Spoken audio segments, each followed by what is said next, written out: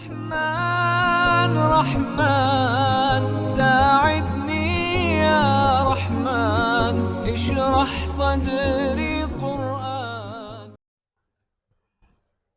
اعوذ باللہ من الشیطان الرجیم.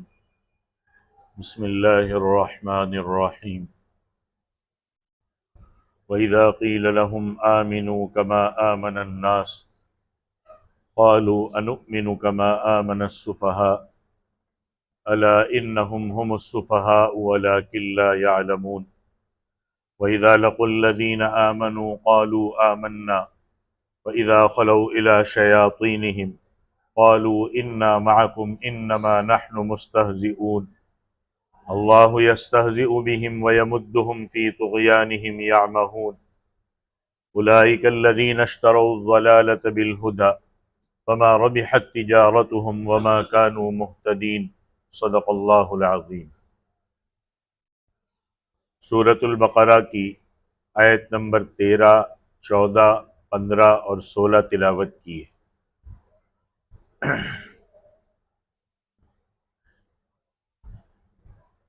ہدایت کے اعتبار سے تیسرا گروہ منافقین کا ہے. کل بھی ان کا ذکر ہوا تھا اور آج کی آیات میں بھی منافقین ہی کا ذکر ہے. اللہ تعالیٰ نے منافقین کی خرابیوں کو ذرا تفصیل کے ساتھ بیان فرمایا ہے. اس سے پہلی جو آیات آئی اس میں یہ تھا کہ بعض لوگ زبان سے کہتے ہیں کہ ہم اللہ اور قیامت پر ایمان رکھتے ہیں، مگر اللہ نے ان کے ایمان کی نفی فرما دی کہ یہ زبان سے تو کہتے ہیں لیکن یہ حقیقت میں ایمان والے نہیں. پھر یہ بات آئی تھی کہ وہ اللہ اور ایمان والوں کو دھوکہ دیتے ہیں. اللہ کو تو دھوکہ نہیں دے سکتے اور اللہ تعالیٰ ایمان والوں کو بھی منافقین کے دھوکے سے بچائے، کیونکہ اس وقت بھی اللہ نے بتا دیا منافقین کے بارے میں، اور پھر قیامت تک کے لیے منافقین کی جو صفات ہے اس کے ذریعے سے ان کی پہچان بتا دی. اللہ نے یہ بھی فرمایا کہ وہ اگر دھوکہ دیتے ہیں تو خود اپنی جانوں کو دھوکہ دیتے ہیں اور ان باتوں کی ان کو سمجھ بھی نہیں ہے کہ وہ دھوکے میں ہیں. پھر فرمایا کہ ان کے دلوں میں بیماری ہے، شک کی، تردد کی، نفاق کی بیماری ہے. اللہ تعالیٰ نے ان کی بیماری کو اور بڑھا دیا اور فرمایا کہ ان کے لیے دردناک عذاب ہے، کیونکہ جھوٹ بولتے تھے، ظاہر میں اسلام کا دعویٰ کرتے تھے مگر ان کے اندر میں کفر بھرا ہوا تھا. پھر ان کی ایک اور بیماری بتائی کہ زمین میں فساد پھیلانا، کہ جب ان سے کہا جاتا ہے کہ زمین میں فساد نہ کرو تو اکڑ جاتے تھے اور کہتے تھے کہ بھائی ہم فساد کہاں پھیلاتے، ہم تو اصلاح کر رہے. اللہ نے فرمایا کہ یہ اصلاح نہیں کر رہے، یہی لوگ فسادی ہے مگر یہ سمجھتے نہیں. اب ایک آیت اس کے آخر کی کل کی، اس کی تشریح میں نے کل بتائی تھی، لیکن آج اسی آیت کو میں پھر لے رہا ہوں کہ اس کی منافقین کی ایک اور خرابی کا تذکرہ فرمایا کہ وَإِذَا قِيلَ لَهُمْ آمِنُوا كَمَا آمَنَ النَّاسُ، کہ جب ان منافقوں سے کہا جاتا ہے کہ تم بھی اسی طرح ایمان لاؤ جس طرح دوسرے لوگ ایمان لائے. قالوا، تو جواب میں کہتے ہیں اَنُؤْمِنُ كَمَا آمَنَ السُّفَهَاءُ، کیا ہم بھی اسی طرح ایمان لائے جس طرح یہ بیوقوف ایمان لائے. کل آئی تھی یہ بات. اللہ فرماتے الا انہم ہم السفہاء، سن لو کہ بیوقوف یہ خود ہی ہے، ولکن لا یعلمون، لیکن یہ سمجھتے نہیں. یہاں ایک سوال پیدا ہوتا ہے کہ منافقین کے بارے میں آپ نے سنا کہ وہ کھلم کھلا ایمان کا انکار نہیں کر سکتے، کہتے تھے کہ ہم ایمان والے ہیں لیکن دل میں کچھ ہوتا تھا. اب وہ بظاہر تو ایمان لا چکے تھے تو پھر وہ یہ کیسے کہہ سکتے تھے کہ ہم بے وقوفوں کی طرح کیسے ایمان لائے. وہ بھی ایمان والے، صحابہ بھی ایمان والے، تو انہوں نے ایسا کیوں کہا کہ ہم بے وقوفوں کی طرح ایمان لائے. اس سوال کا جواب یہ ہے کہ ایسی بات وہ مسلمانوں کے سامنے کھل کے نہیں کرتے تھے، بلکہ وہ اپنے خاص معتمد آدمیوں کے سامنے جب جاتے تھے جنہیں اپنا رازدار سمجھتے تھے، ان کو کہتے تھے کہ جب ہم ان سے کہیں گے کہ کیا ان کے سامنے تو ہم کہتے ہیں کہ ہم ایمان لے آئے، کیا ہم ان بیوقوفوں کی طرح ایمان لائیں گے؟ اور وہ ایسی باتوں کا برا نہیں مانیں گے۔ اس جگہ پر ایک اور نقطہ سمجھنے کا ہے۔ اللہ فرما رہے کہ جب ان سے کہا جاتا ہے ایمان لاؤ، حالانکہ ایمان کا دعویٰ تو وہ پہلے ہی سے کر رہے، تو ایمان لانے کا مطلب کیا ہے؟ پھر وہ تو کہہ رہے کہ ہم ایمان والے ہیں۔ تو ایمان لانے کا مطلب یہ ہے کہ صرف زبانی طور پر ایمان مت لاؤ، حقیقی اور صحیح ایمان لاؤ، جیسے دوسرے مسلمان اور صحابہ ایمان لائے ویسا ایمان لاؤ، کیونکہ کامیابی اسی ایمان پر ملے گی۔ دیکھو، دلوں میں الگ الگ بیماریاں ہوتی ہے، فانی لذتیں ہوتی ہے، نفسانی شہوات ہوتی ہے، ریاکاری ہوتی ہے، مرتبے کی اور عہدے کی طلب ہوتی ہے۔ یہ جب تک حقیقی ایمان نہیں ہوگا، اندر سے یہ بیماریاں دور نہیں ہوگی۔ اور اگر ایمان کے ساتھ خالی ایمان، ٹوٹا پھوٹا دکھاوے کا، باطل مقصد کے لیے ایسا ایمان فائدہ نہیں دے گا کہ بھائی ٹھیک ہے مسلمانوں کے ساتھ رہ رہے، ایمان کا دعویٰ کر رہے تو یہاں بھی فائدہ مل جائے گا، اور غیر مسلموں کے پاس جا رہے تو وہاں بھی فائدہ مل جائے گا۔ اس سے یہ چیزیں دور نہیں ہوتی۔ اس لیے فرمایا کہ حقیقی ایمان لاؤ، یعنی دل کی پوری سچائی اور پورے اخلاص کے ساتھ ایمان کو قبول کرو۔ ایک جگہ اللہ نے قرآن میں کیا فرمایا؟ یا ایھا الذین آمنوا آمنوا، کہ اے ایمان والو ایمان لاؤ۔ ایمان والوں سے ہی کہا جا رہا ہے۔ کیا پتا چلا کہ صرف زبانی کلامی ایمان کافی نہیں ہے، حقیقی اور مخلصانہ ایمان اختیار کرو، جس کا کوئی ثبوت ہو، آپ کو بتانے کی ضرورت نہ پڑے کہ میں ایمان والا ہوں، ایمان والا ہوں، آپ کے کاموں سے پتا چل جائے کہ یہ حقیقت میں ایمان والا ہے۔ اسی لیے منافقین سے کہا گیا کہ دیکھو، ایمان کا جو معیار ہے، دوسرے لوگ صحابہ ان کی طرح ایمان لاؤ۔ اچھا، وہ دوسرے لوگ کون تھے؟ وہ بلا شبہ حضور صلی اللہ علیہ وسلم کے صحابہ کرام ہیں، جو حضور صلی اللہ علیہ وسلم پر اخلاص کے ساتھ ایمان لائے۔ ابن عساکر جو بہت بڑے مورخ ہے، انہوں نے اپنی سند کے ساتھ حضرت عبداللہ ابن عباس سے ایک روایت نقل کی ہے کہ آیت کا مطلب یہ ہے کہ تم اس طرح ایمان لاؤ کما آمن ابو بکر و عمر و عثمان و علی، یعنی جس طرح حضرت ابو بکر صدیق، حضرت عمر، حضرت عثمان، حضرت علی ایمان لائے، اسی طریقے پر تم ایمان لاؤ، کہ ہر کچھ ایمان کے پر نچھاور کر دو۔ ان کا ایمان خلوص اور حقیقت پر تھا، ان کے معیار پر پورے اترو۔ صرف زبانی دعوے سے بات نہیں بنے گی کہ تم ایمان والے ہو، ایسے تو تم جھوٹے ہو، وما ہم بمؤمنین۔ اللہ کہتے ہیں لوگ قطعی طور پر، یقینی طور پر مومن نہیں۔ اسی صورت میں آپ آگے چل کر یہودیوں کے متعلق سنیں گے کہ فَإِنْ آمَنُوا بِمِثْلِ مَا آمَنْتُمْ بِهِ فَقَدْ اهْتَدَوْا، کہ اگر یہ یہودی بھی صحابہ کی طرح، تمہاری طرح ایمان لے آتے تو یہ بھی ہدایت پا جاتے۔ اللہ نے بتا دیا ایمان کیسا مطلوب ہے، وہ معیار بھی بتا دیا۔ اب یہاں سے معیار حق ہونے والی بات بھی سمجھ میں آتی ہے۔ تو قرآن کہتا ہے ان کی طرح ایمان لاؤ۔ حضور کے صحابہ، خصوصاً خلفائے راشدین، یہ معیار حق ہے۔ اور یہ بڑے صحابہ، اگرچہ یہ بڑے صحابہ امت کے لیے نمونہ ہے، وہ اپنے اخلاص اور اپنے حقیقی ایمان کی وجہ سے ان خرابیوں سے محفوظ تھے، منافقت نہیں تھی۔ اور جن خرابیوں کی وجہ سے حقیقی ایمان نصیب نہیں ہوتا، آدمی ناکام ہو جاتا ہے، وہ حقیقت میں ایمان نہیں ہوتا، منافقت ہوتی ہے۔ معیار حق اسی کا نام ہے۔ اللہ نے معیار بتا دیا کہ ان کی طرح ایمان لے کر کے آؤ۔ گویا اللہ تعالیٰ نے صحابہ کرام کو نمونے کی جماعت تیار کر کے ان سے اسلام کی خدمت کا کام لیا، اور اللہ نے فرمایا ان کی طرح ایمان لے کر کے آؤ۔ حضور صلی اللہ علیہ وسلم نے صحابہ کے متعلق یہ بھی فرمایا کہ انتم شہداء اللہ فی الارض، کہ خدا کی زمین پر تم اللہ کے گواہ ہو، یعنی جس کی اچھائی کی گواہی تم دو گے وہ اللہ کے نزدیک بھی اچھا ہوگا۔ اور جس کی برائی کی تم گواہی دو گے وہ اللہ کے یہاں بھی برا ہوگا۔ اب جنہوں نے اللہ کے نبی کی صحبت پائی، آپ ان سے یہ کیسے ایکسپیکٹ کر سکتے ہو کہ وہ اللہ کے نبی کی شریعت میں غلط چیزیں داخل کریں گے؟ آج ہے کچھ لوگ جو یہی کہتے ہیں صحابہ کے بارے میں کہ ہمیں صحابہ ضرورت نہیں ہے، ہمارے لیے صحابہ، تو کیا صحابہ جنہوں نے اللہ کے نبی کی صحبت پائی وہ آپ کے لیے معیار حق نہیں ہے تو آپ معیار حق ہیں؟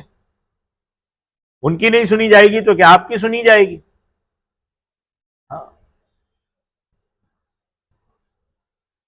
تو اللہ کے نبی نے فرمایا کہ صحابہ تم اللہ کے گواہ ہو، اور خصوصاً خلفائے راشدین تم اللہ کے گواہ ہو۔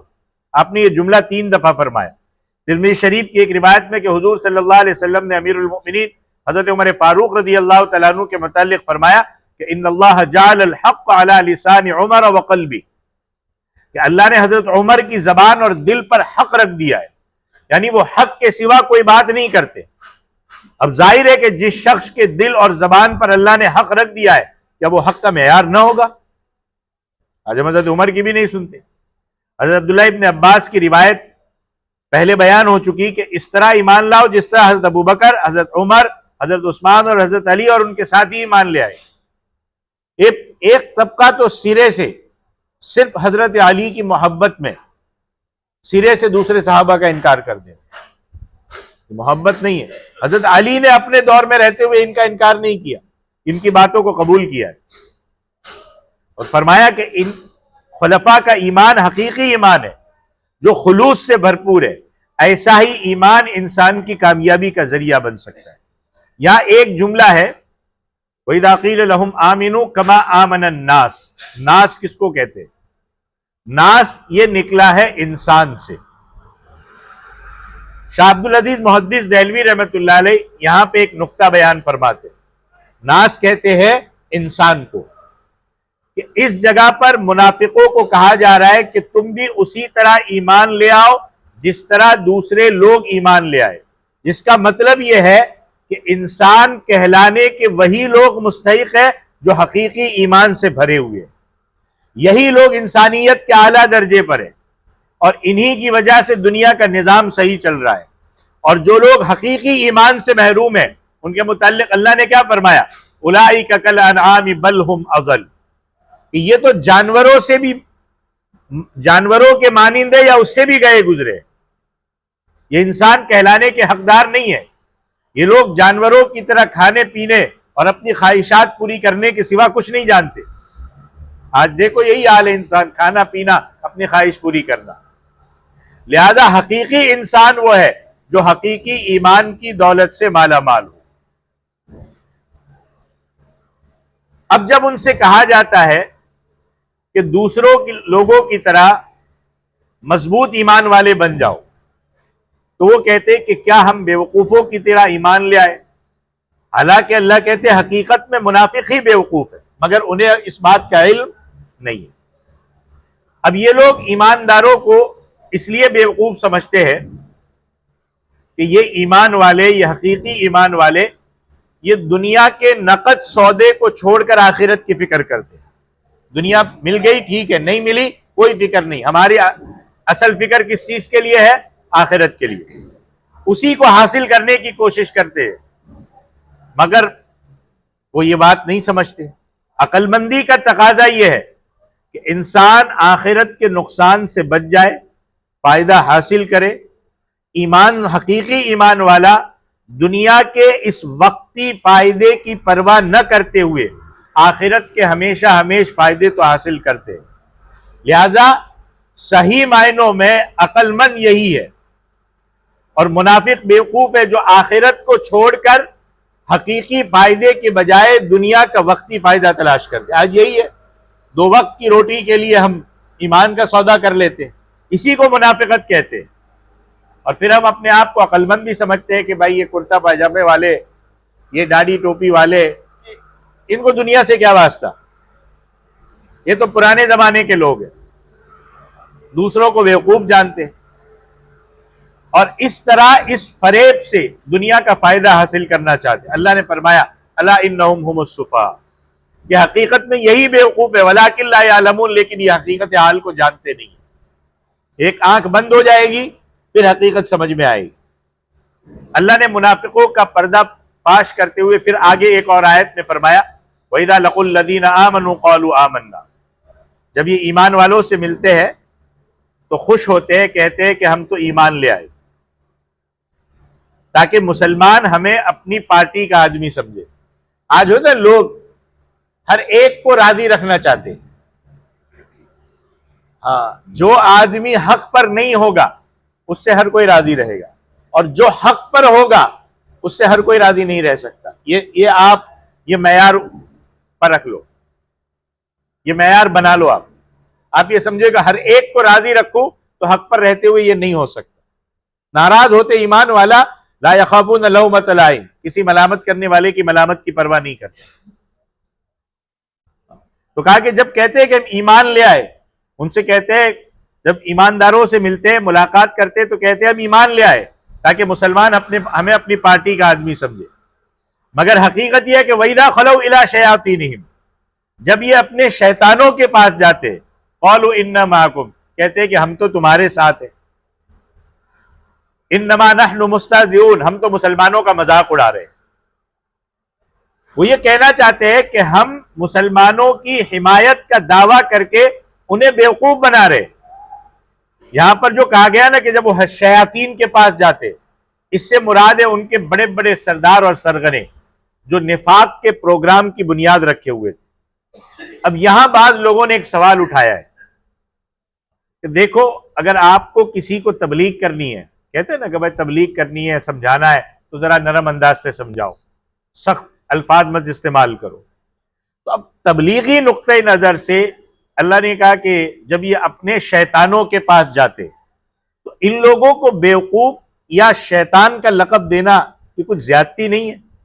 ایک سوال ہے یہاں پہ، نرمی سے سمجھاؤ۔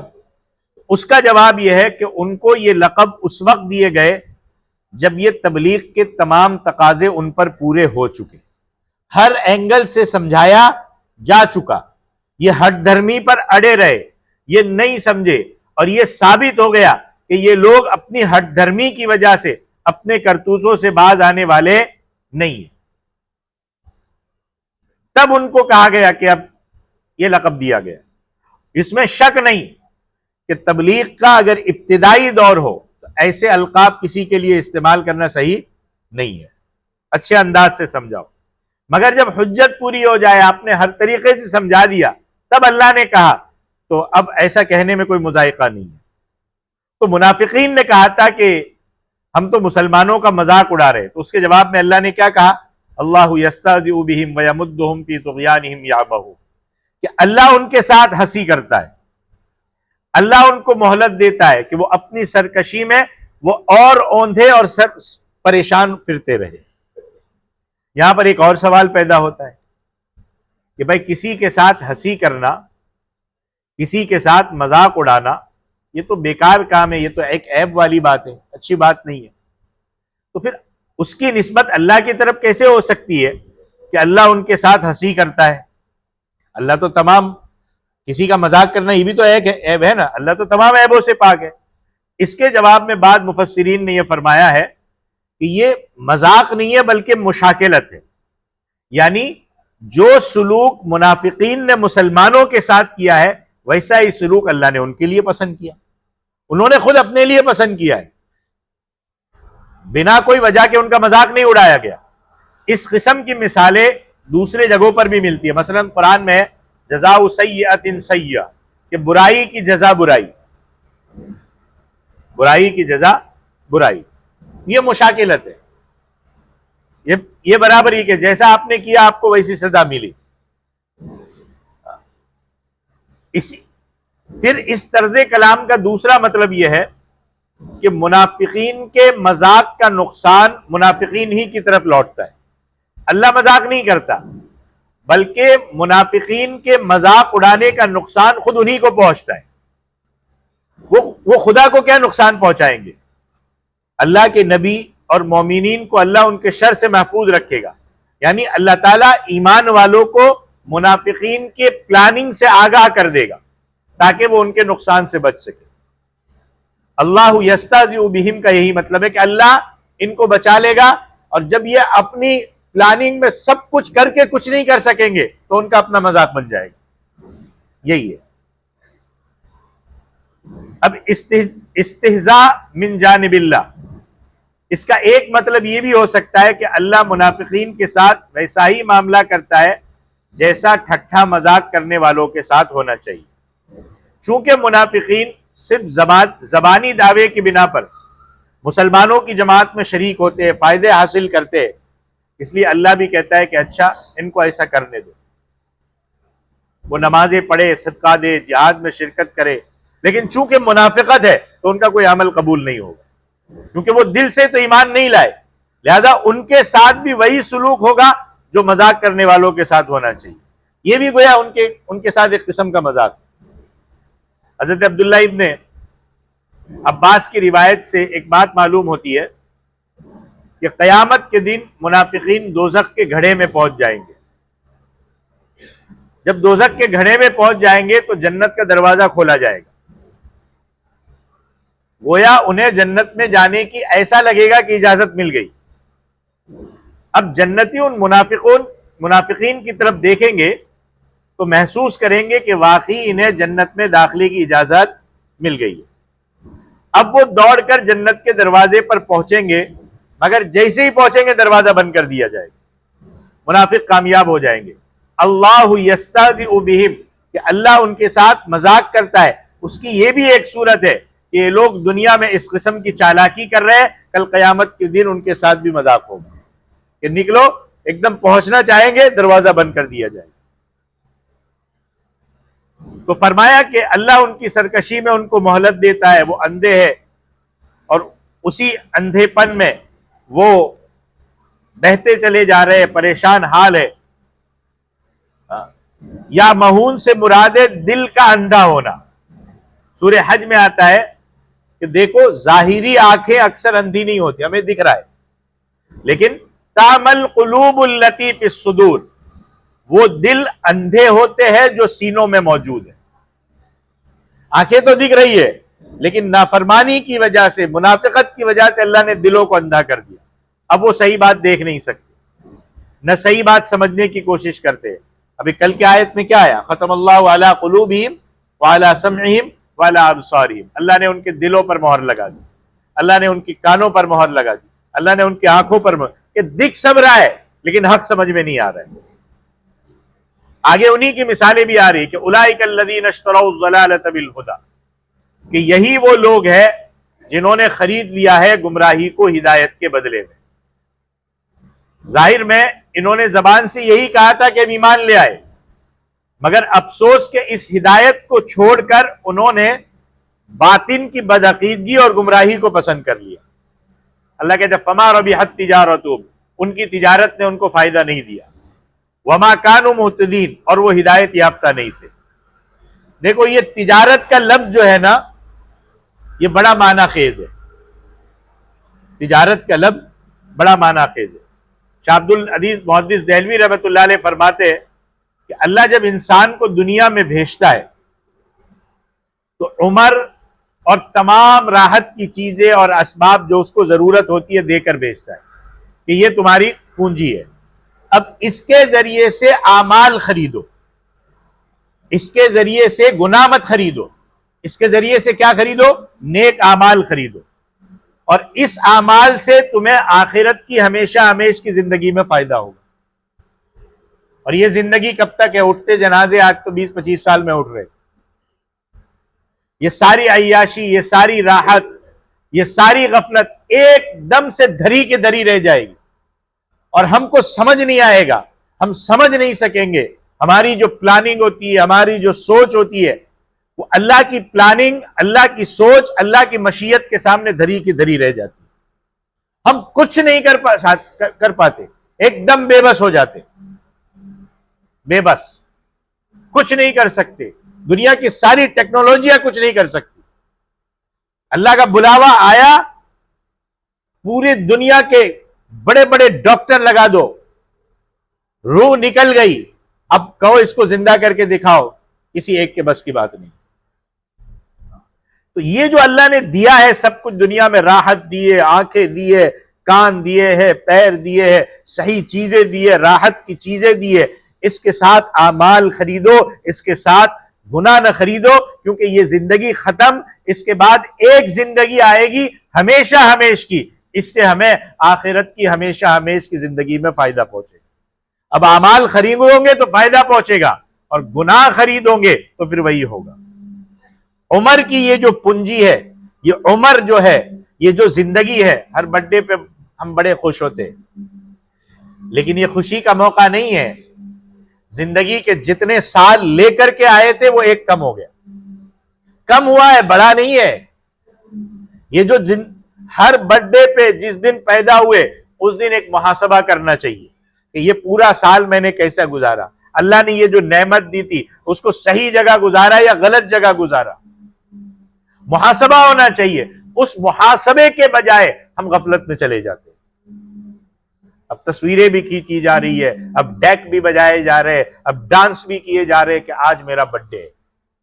زندگی کا ایک سال کم ہو گیا، جو بچے ہیں، جو غفلت میں نے گزار دیے، اس میں نے کیا غلطیاں کی، جو بچے ہیں اس کو میں کس طریقے سے صحیح انداز میں گزاروں۔ یہ زندگی ایک برف کے مانند ہے، جیسے برف میں گرمی پڑتی ہے، برف پگھلتی جاتی ہے، ایسے ہی یہ ہر آنے والے لمحے کے ساتھ، ہر آنے والے دن کے ساتھ، ہر آنے والے سال کے ساتھ ہم قبر کے قریب چلتے جا رہے ہیں۔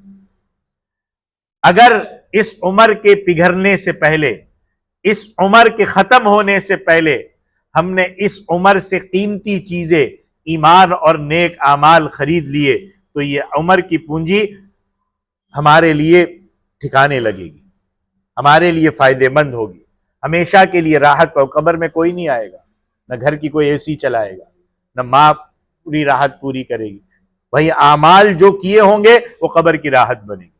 اور اگر ہم نے اسی عمر عزیز کے بدلے کفر خرید لیا، شرک خرید لیا، بدعقیدگی خرید لی، گناہ خرید لیے، بے حیائی خرید لی، آنکھوں کے ذریعے موبائل میں دیکھ دیکھ کے زنا کیا، لہو و لعب خریدا، تو ہمیشہ ہمیش کے خسارے میں اور نقصان میں مبتلا ہو جائے گی۔ اس لیے فرمایا کہ منافقین کی تجارت نے انہیں کوئی فائدہ نہیں دیا۔ وما ربحت تجارتہم، خریدا، دنیا میں مزے کر رہے، بس ادھر سے بھی لو، مسلمانوں سے بھی لو اور غیر مسلموں سے بھی لو۔